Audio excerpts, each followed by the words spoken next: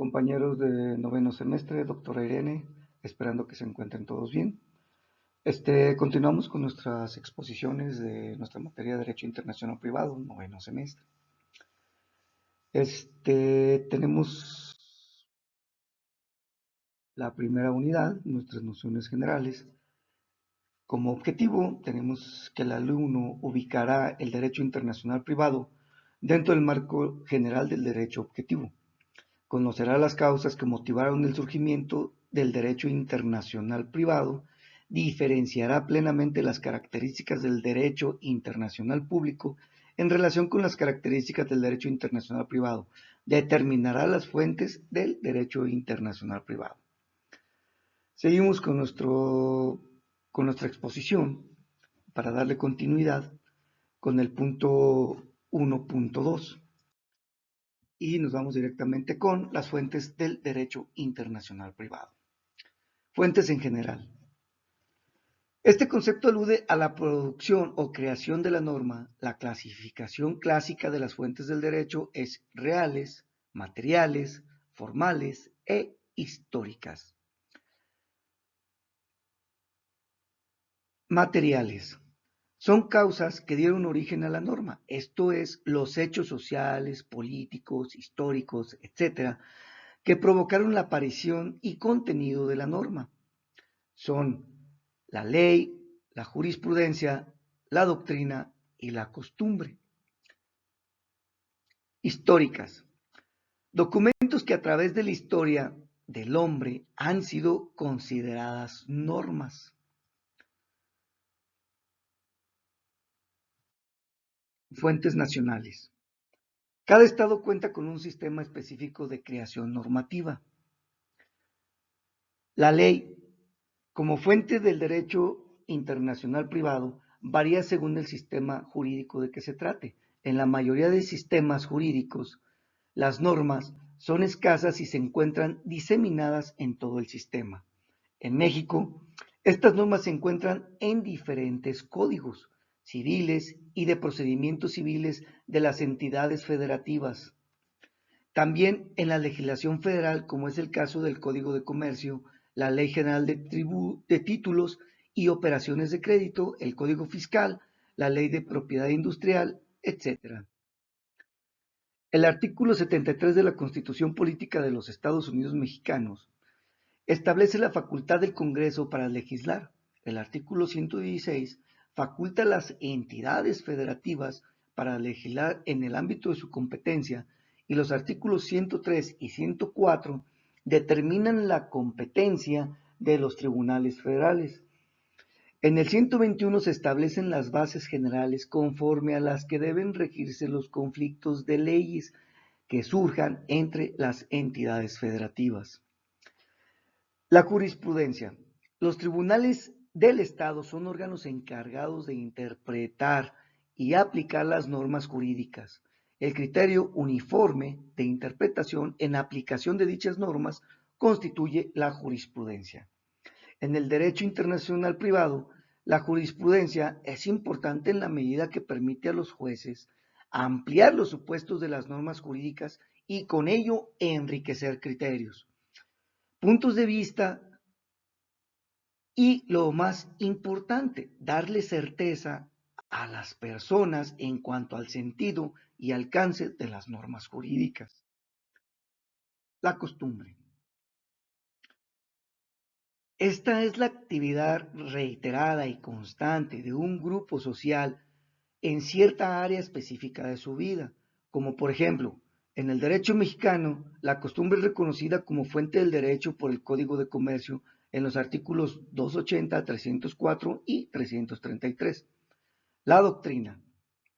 Las opiniones emitidas por los autores acerca de determinado aspecto del derecho constituyen la doctrina. Se puede hablar de la doctrina predominante cuando la mayoría de los autores se pronuncia en el mismo sentido sobre determinado aspecto. En el derecho internacional privado, la doctrina cumple una doble función. Primero, interpreta las normas jurídicas o las decisiones de los tribunales y, con frecuencia, de esa interpretación se originan teorías. Segundo, Las teorías sirven al legislador o a los jueces para desarrollar su trabajo, para darle contenido.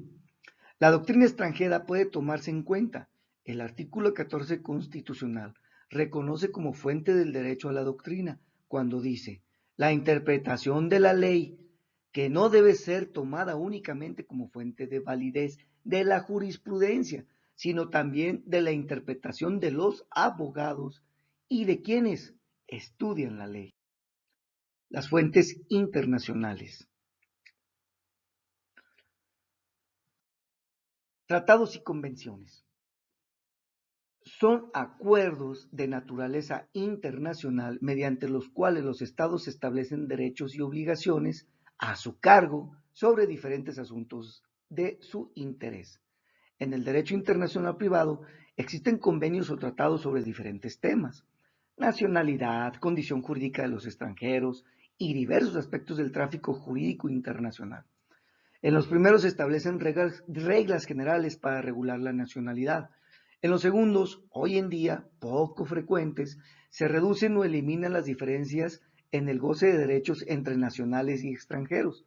Sin embargo, existe una tendencia marcada por celebrar acuerdos que ofrezcan diversas calidades migratorias a las personas y diferentes regímenes de estancia.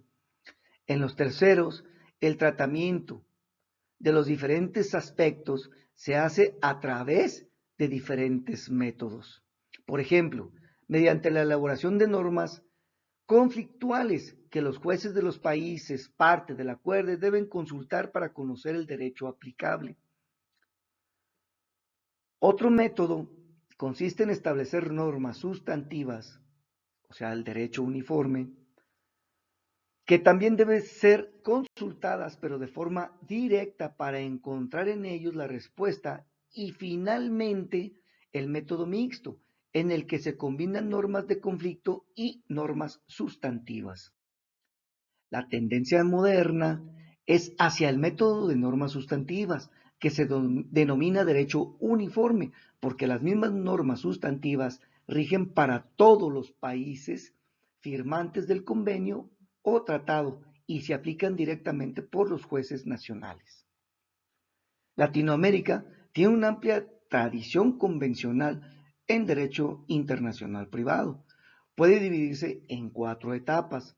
La primera se inició en 1878 con el Tratado sobre el Derecho Internacional Privado de Lima, Perú, el primer tratado en materia de derecho internacional privado en el mundo, y concluyó con el primer Congreso de Montevideo de 1888-1889.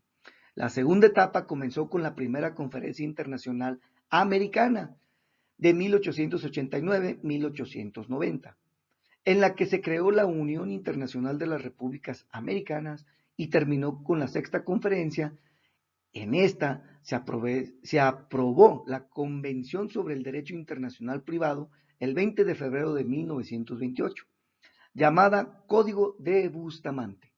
Esta convención es un verdadero código de derecho internacional privado, constituido por 437 artículos que incluyen derecho civil, comercial, penal y procesal. La convención fue ratificada por 15 países. México la firmó, pero no la ratificó. La tercera etapa empieza con la séptima Conferencia Internacional Americana celebrada en Montevideo en 1933, en la que se adoptó una resolución acerca de métodos de codificación del derecho internacional público y privado. Se crearon la Comisión de Codificación del Derecho Internacional y la Comisión de Expertos. Esta etapa se agotó en la octava Conferencia Internacional Americana de 1948, en la que se constituyó la Organización de Estados Americanos y se integró el Consejo Interamericano de Jurisconsultos como órgano permanente de la institución. Luego de muchos años de inactividad, la doctora Tatiana de Michelt, directora jurídica de la OEA, se dio a la titánica labor de crear la Comisión Interamericana Especializada en Derecho Internacional Privada, conocida hoy en día por sus siglas CIDIP. Esta cuarta etapa comenzó en enero de 1975 con la celebración de las conferencias americanas especializadas en Derecho Internacional Privado, que se iniciaron en Panamá en 1975 y cuya quinta conferencia se celebró en la Ciudad de México en marzo de 1994. La costumbre internacional. El uso reiterado de ciertos principios en materia de derecho internacional privado provocó que se hayan incorporado en las legislaciones nacionales o bien que los jueces de diversos países los tomen en cuenta en sus decisiones.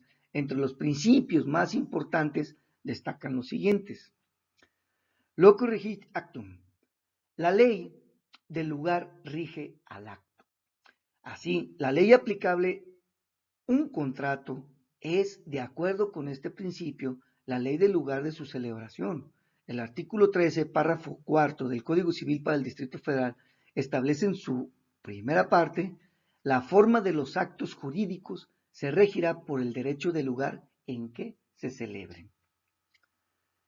Lex rei citae.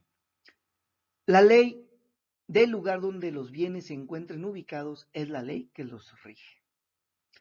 El artículo treceavo, párrafo tercero del Código Civil para el Distrito Federal establece la constitución, régimen y extinción de derechos reales y el uso temporal de dichos bienes y los bienes muebles.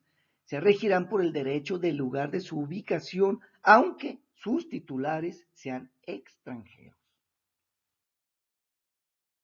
Movila seclum personam.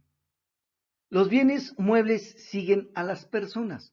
El derecho que regula los bienes inmuebles tiene relación directa con el territorio y, por tanto, se le vincula con la soberanía de los estados. De ahí que se pretenda que la ley aplicable sea la del lugar donde los muebles están ubicados. Sin embargo, la ley mexicana también sujeta a los bienes muebles al lugar de su ubicación. Lex fori. La ley aplicable al procedimiento en un juicio debe ser la ley del tribunal que en dicho juicio se guíe. También se expresa mediante este principio, cuya traducción literal es la ley del foro. No solo la ley del tribunal, sino la ley local en general. La jurisprudencia internacional. Los tribunales internacionales también emiten jurisprudencia. Su importancia consiste en que significa un precedente en un nivel en donde los otros juicios son poco frecuentes. Entre dichos tribunales está la Corte Internacional de Justicia y su antecedente inmediato, la Corte Permanente de Justicia Internacional y la Corte Permanente de Arbitraje Internacional. Estos tribunales tienen por objeto casos vinculados a las relaciones internacionales entre países con la aplicación del derecho internacional público, de ahí que solo en contadas ocasiones se hayan pronunciado sobre casos o cuestiones del derecho internacional privado. La doctrina tiene igual función que en el derecho interno. El Estatuto de la Corte Internacional de Justicia menciona en su artículo 38 como uno de los elementos que deben ser tomados en cuenta para sus decisiones. Las conferencias diplomáticas y los congresos. Las conferencias diplomáticas son reuniones gubernamentales en las que se discuten y se aprueban convenciones y tratados internacionales. Las más significativas han sido la Comisión de las Naciones Unidas para el Derecho Mercantil Internacional, la Conferencia Permanente de la Haya sobre el Derecho Internacional Privado, el Instituto Internacional para la Unificación del Derecho Privado y la Conferencia Americana Especializada sobre Derecho Internacional Privado. En lo que concierne a congresos, reúnen a los especialistas en diversas materias que participan a título personal y donde se discuten temas de interés académico o profesional a partir de las ponencias que tales especialistas presenten. Los congresos o seminarios más importantes son Congreso Internacional de Derecho comparado que organiza cada 4 años la Academia Internacional de Derecho Comparado. El Instituto de Derecho Internacional realiza reuniones cada 4 años. La International Law Association en La Haya se reúne periódicamente. El Comité Francés de Derecho Internacional Privado sesiona cada año.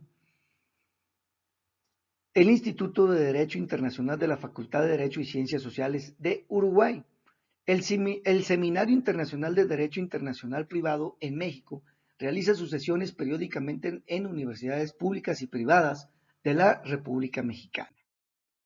Fuentes comunes. Comparte fuentes comunes con las demás ramas del derecho, como son la ley, la costumbre, la jurisprudencia, la doctrina y los principios generales del derecho, pero también consta de fuentes internacionales dentro de las que encontramos a los tratados internacionales, la costumbre internacional, la doctrina del derecho internacional y la buena fe. La evolución doctrinal del derecho internacional privado. Escuelas antiguas. Roma.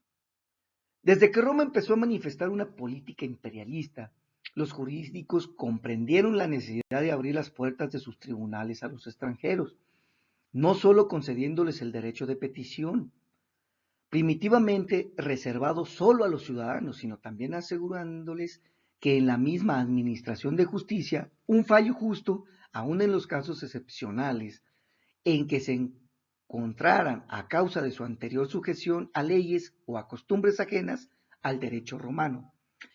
Se creó el pretor peregrinus, con atribución de jus dicere inter peregrinos et inter cives et peregrinos, y en el 242 a.C.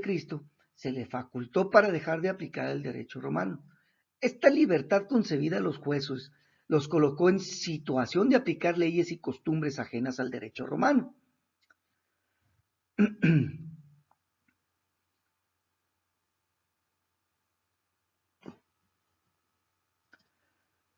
En todos aquellos casos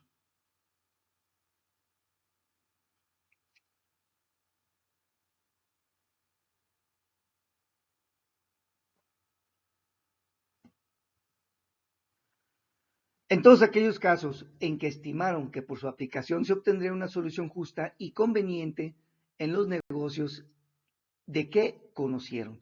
Esta facultad concedida a los magistrados llegó a formar el jus gentium. Italia. La concepción moderna del derecho internacional privado se inicia con la Edad Media, con la escuela italiana de los posglosadores. A medida que los nuevos estados europeos iban evolucionando hacia el feudalismo, fue acentuándose la territorialidad del derecho y la necesidad de legalizar su dominio que hizo sentir ya en el siglo X. Encontramos la tendencia marcada en los nacientes estados hacia la territorialidad del derecho por la necesidad de luchar en contra del enemigo extranjero y contra los intereses antagónicos del interior. La legislación no era uniforme en todo el estado, sino que cada señorío, condado o ciudad tenía leyes especiales dictadas como una prerrogativa de esa ciudad o señoría y otras simplemente en ejercicio del poder del señor feudal, cuyo dominio se encontraban como consecuencia de la subdivisión de los estados europeos y en la absoluta territorialidad de su derecho. En cuanto al comercio, adquiere cierta importancia, surgen más difíciles problemas en cuanto al valor normativo de las diferentes leyes.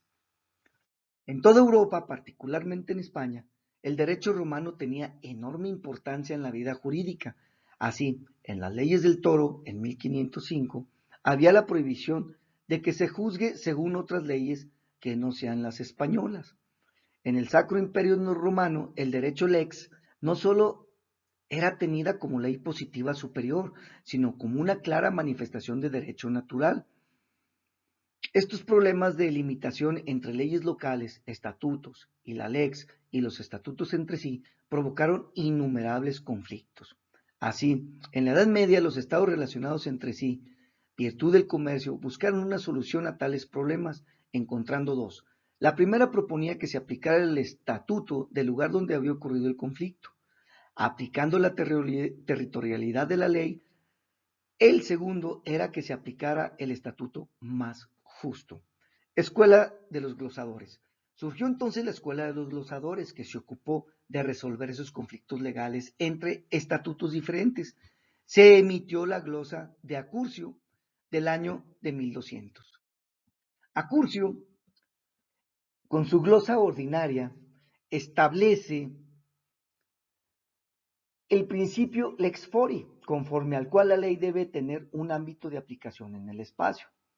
De manera más precisa, dicho principio indica que el juez debe aplicar invariablemente su propia ley en cuanto al procedimiento. Balduini establece una distinción importante en materia de procedimientos. El juez debe aplicar su propia ley ad litem ordinada y en cuanto al fondo del asunto en materia contractual ad litem decidendam, la ley del lugar en donde el contrato se hubiese celebrado. Escuela de posglosadores. Floreció a finales del siglo III y XIII y durante el siglo XIV. Bartolo de Sassoferrato es su autor más destacado y se le considera fundador del derecho internacional privado moderno, ya que en sus glosas hace síntesis de todos los estatutos que hasta la fecha existían en la materia y los tradujo en los principios que irían a regir hacia el futuro. En Italia, el feudalismo, las raíces profundas que alcanzó en el resto de Europa, pero la existencia de ciudades, estados, principados, ducados, etc., con sus propias leyes dentro de un territorio relativamente reducido, y el gran desarrollo del comercio provocaron la necesidad de contar con un sistema de solución al tráfico jurídico internacional. De ahí se dio, de esa época provienen gran parte de los principios que aún siguen vigentes. Guillaume de Cum distinguió entre estatutos, leyes reales que rigen los bienes y estatutos personales que rigen a las personas, los primeros con efecto territorial. Lex rei citae, es decir, la ley en su ubicación rige a los bienes. Los segundos, con efecto extraterritorial, lex personae, rigen a las personas de acuerdo con su origen, lo que hoy llamamos nacionalidad. Sassoferrato consideró que debería existir un estatuto intermedio aplicable a los actos jurídicos, y así propuso el principio locus legit actium, que equivale a que la ley de la celebración del acto sea la que lo rige. Francia en el siglo XVI. Conocida como la de los jurisconsultos constitucionarios, sus dos autores más destacados presentaron ideas que han trascendido, como son Charles Dumoulin, bajo la influencia de los posglosadores, redactó un comentario al título de los feudos de la costumbre de París.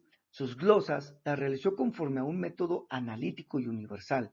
Conforme a este método, no solo desarrolló las ideas de los posglosadores, sino que estableció las bases para el surgimiento de las ideas supranacionalistas. Bertrand d'Argentré, de 1519 a 1590, elaboró su glosa con el título La costumbre de Bretaña, y en ella delineó el método dogmático y la idea sistemática del territorialismo. En su principio básico fue finitas protestas, finitas jurídico et cognitio. De ahí deriva otros dos principios: los bienes inmuebles se rigen por la ley del lugar de su ubicación, lex rei citae. Las personas se rigen por la ley de su dominio y los bienes muebles por la ley del dominio de su propietario, que en el siglo XIX fue traducido como mobilia. Sectum personam d'Argentré justifica de manera excepcional la aplicación de leyes extranjeras con base a los principios de justicia y equidad. Holandesa. Los Países Bajos viven durante la primera mitad del siglo XVII la dominación española y austriaca, de la que se liberan como consecuencia de la paz de Westfalia en 1648. Las ideas básicas de esta escuela son las siguientes. La ley holandesa debe aplicarse de manera general a toda persona y a todo acto jurídico en territorio holandés, debido a que hay necesidad de combinar ese territorialismo con el comercio internacional. Aceptan la aplicación de la ley extranjera con objeto de preservar los derechos adquiridos fuera de Holanda. Teoría que en el siglo XIX se desarrolla con el título de Vested Regis o los derechos adquiridos. Para explicar la aplicación de la ley extranjera, elaboran el principio de la camitas, por la cual el soberano holandés, o un acto de generosidad, aceptaba la aplicación de dicha ley en su territorio. Anglosajona, eminentemente territorialista, por influencia del feudalismo, de la escuela holandesa, de la intransigente concepción de la soberanía proclamada por autores como Hobbes. Francia en el siglo XVIII, impregnada de un espíritu liberal y cosmopolita, como la independencia se había afianzado, tal ideología no podía perjudicarla. Froland sostenía que los bienes están al servicio de las personas, por eso la mayoría de los estatutos son personales y la excepción, los reales, es la relación jurídica que debe privilegiar al sujeto. Se debe proteger a la persona donde vaya, no puede limitarse una capacidad adquirida en otro estado. Bourdieu señala, en caso de duda, debe calificarse un estatuto como personal. Bourdieu era territorialista, pero la influencia de los juristas de la época aceptó el cosmopolismo. Muchísimas gracias por su atención y la fuente de este trabajo es el programa proporcionado por la doctora Irene Soledad Girón Enríquez. Que pasen un buen día, compañeros.